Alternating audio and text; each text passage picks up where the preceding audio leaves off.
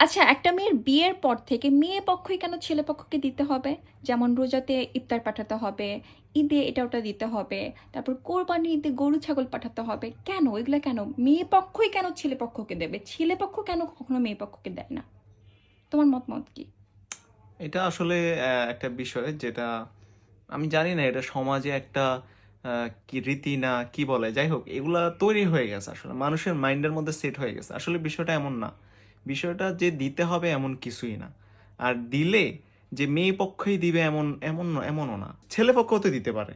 মেয়ে পক্ষেই কেন দিতে হবে? ছেলে পক্ষও দিতে পারে। কিন্তু দেয় মেয়ে না তো। পক্ষ দেখ একবার, ছেলে পক্ষ দেখ একবার, তাহলে ঠিক আছে। হুম। কিন্তু সবসময় মেয়ে পক্ষই দিবে, এটা আসলে একটা খারাপ বিষয়। বা ছেলে পক্ষ আশা করে থাকে যে মেয়ে পক্ষ হচ্ছে এই তো ইফতারি পাঠাবে, কোরবানির সময় এই তো গরু ছাগল পাঠাবে, না দিলে কিন্তু ঈদের সেই সময় মেয়েকে টাকা অনেক পয়সা খোঁচাখুচি পাঠাবে, করা ড্রেস হয়। পাঠাবে।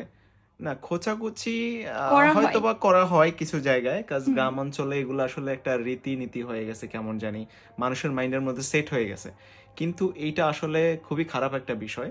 এটা খুবই মানুষ এটা লোভ, মানে বর্তমান দুনিয়ায় লোভ বেড়ে গেছে মানুষের মধ্যে। ঠিক আছে, এসব লোভ কমাইতে হবে। যে মানে শুধু অন্যের থেকে কিভাবে মানে আদায় করবে, এগুলোর প্রতি মানুষের লোভ লালসা এগুলো বেড়ে গেছে, এগুলো কমাইতে হবে। ঠিক আছে, তাহলে সুখী প্রকৃত থাকবে। মানুষ হবে। ঠিক সুখী আছে, থাকবে। হ্যাঁ, তাহলে মানুষ সুখেও থাকবে। রাইট।